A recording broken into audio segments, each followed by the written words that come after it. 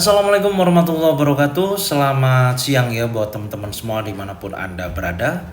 Salam sehat, salam profit konsisten. Hari ini Zona Forex akan memberikan informasi mengenai jadwal kalender ekonomi ya yang akan rilis selama 1 minggu ini.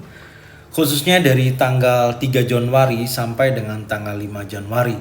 Ada beberapa high impact yang akan saya sampaikan di jadwal kalender ekonomi ini. Dan tentunya saya menggunakan forexfactory.com ya untuk pembahasan ini. Oke, gak lama-lama langsung aja kita bahas dan kita mulai di tanggal 3 Januari 2023. Check it out. Oke, untuk tanggal 3 Januari 2024 di sini pukul 22.00 ya, ada high impact, ada dua news yang rilis. Yang pertama ada ISM Manufacturing PMI, di mana ISM Manufacturing PMI ini adalah salah satu indikator ekonomi yang menyediakan gambaran tentang kesehatan sektor manufaktur yang ada di Amerika Serikat.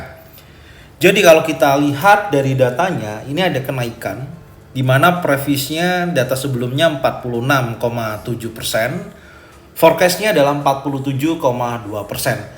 Jadi ketika hasil aktualnya sesuai dengan forecast, maka mengidentifikasi bahwasanya indeks dolar akan terjadi kenaikan.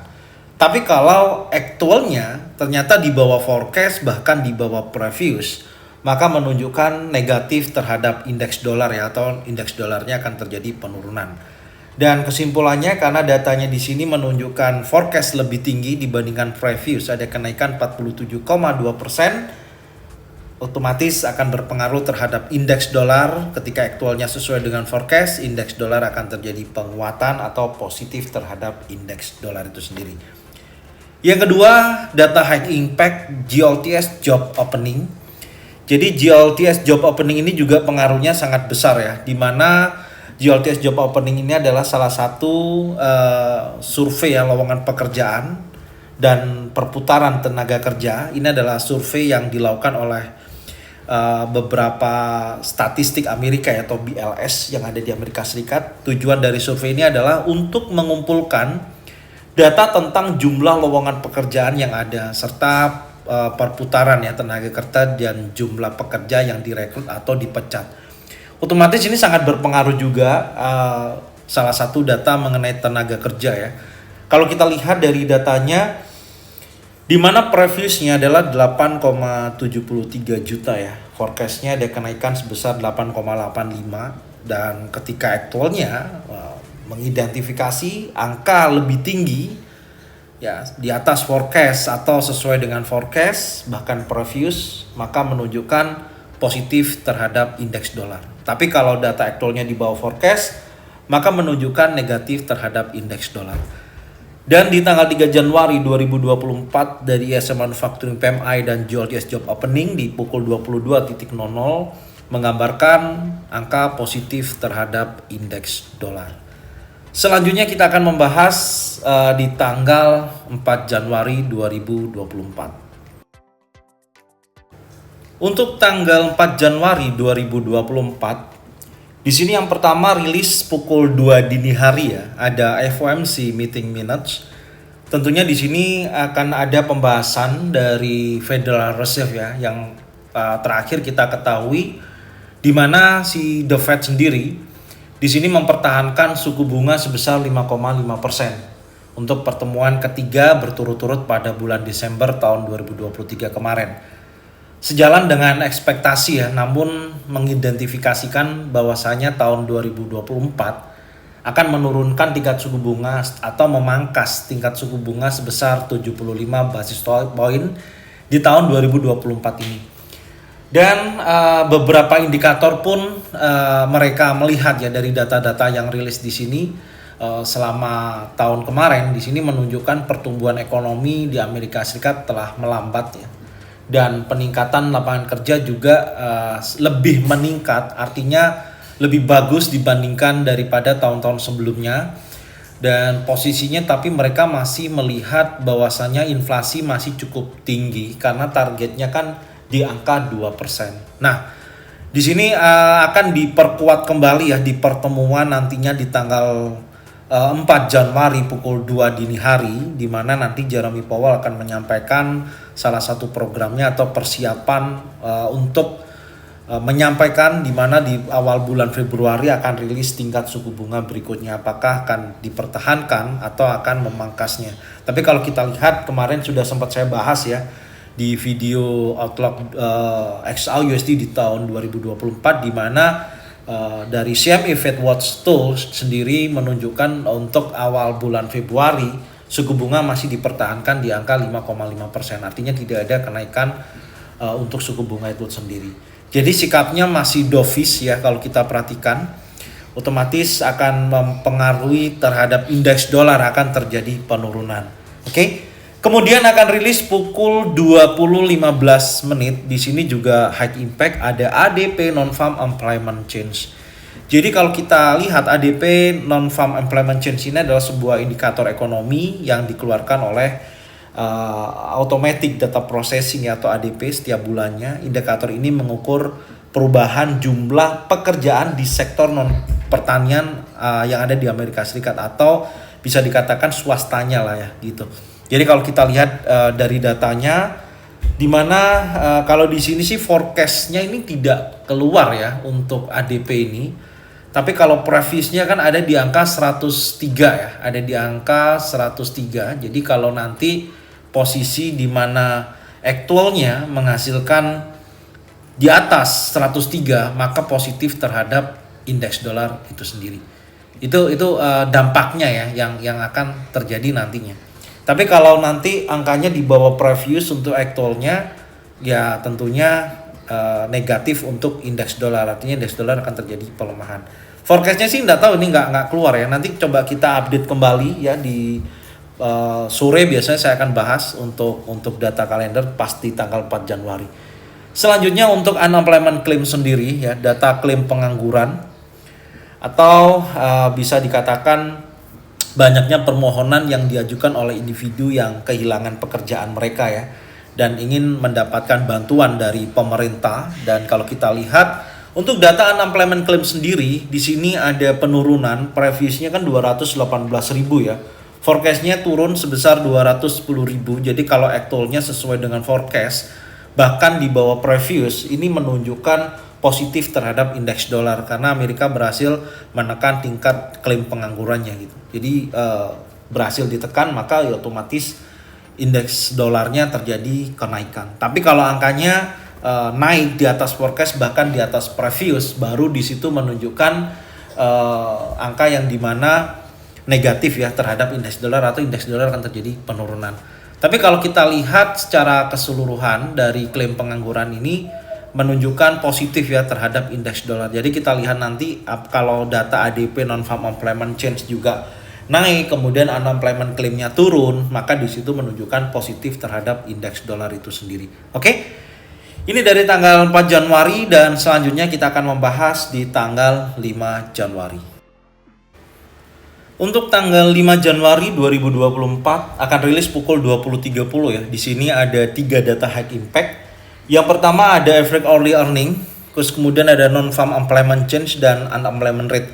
Untuk data average hourly earning sendiri, di sini adalah data average hourly earning ini merupakan perubahan data di mana setiap bulannya rilis ya, terutama awal bulan. Jadi memperhitungkan rata-rata pendapatan per jam untuk pekerja di sektor atau industri tertentu. Jadi indikator ini umumnya digunakan dalam analisis pasar tenaga kerja dan ekonomi untuk menilai perubahan dalam upah selama periode waktu singkat, biasanya dari 1 bulan ke bulan berikutnya. Jadi ini akan menentukan ketika data average hourly earning ini keluar, ini akan menentukan selama 1 bulan karena ukurannya selama 1 bulan ya, month over month. Jadi kalau kita lihat di mana previousnya adalah 0,4%, cuman di sini forecastnya turun ya sebesar 0,3%. Jadi penghasilan per jamnya turun, ya otomatis untuk data aktualnya ketika sesuai dengan forecast, maka menunjukkan negatif terhadap indeks dolar, atau indeks dolar akan terjadi penurunan. Tapi ingat, kalau data forecastnya di atas aktualnya ya di atas forecast dan di atas previous baru menunjukkan positif terhadap indeks dolar. Cuman prediksinya dengan angka turun di bawah 0,4% sebesar 0,3% untuk forecastnya, maka menunjukkan negatif terhadap indeks dolar itu sendiri.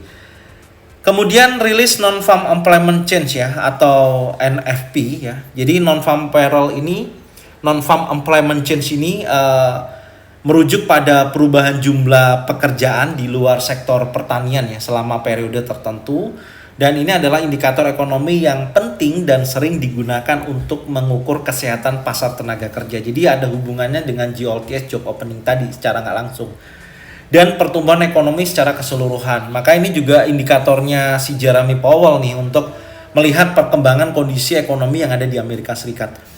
Jadi kalau non-farm employment change ini kalau kita lihat dari datanya ya, data sebelumnya previousnya itu 199.000, oke. Di sini forecastnya data yang masuk ya sebesar 168.000 yang diperkirakan. Jadi diperkirakan ada penurunan di bawah daripada previous itu sendiri.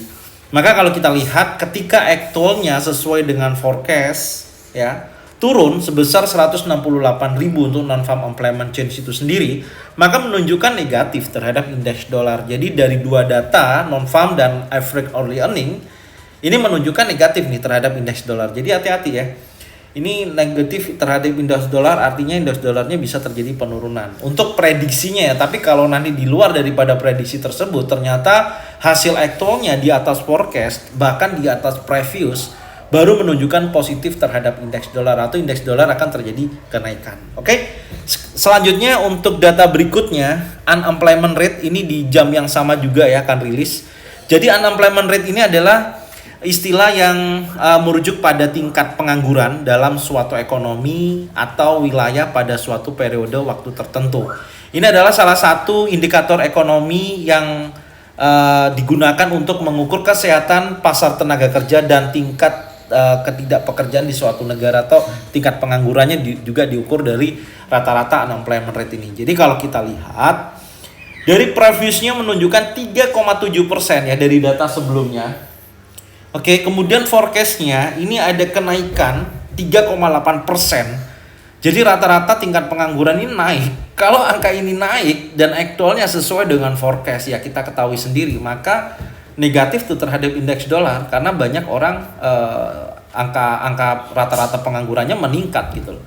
Sebesar 3,8%. Jadi memprediksi bahwasanya indeks dolar akan terjadi penurunan. Tapi kalau unemployment rate berhasil ditekan, aktualnya ternyata menghasilkan angka di bawah forecast bahkan di bawah previous, baru di situ menunjukkan positif terhadap indeks dolar. Dan kalau kita ketahui dari ketiga data ini, baik average hourly earning, non-farm employment change, dan unemployment rate di pukul 20.30, high impact menunjukkan negatif terhadap indeks dolar atau dolar akan terjadi penurunan. Oke.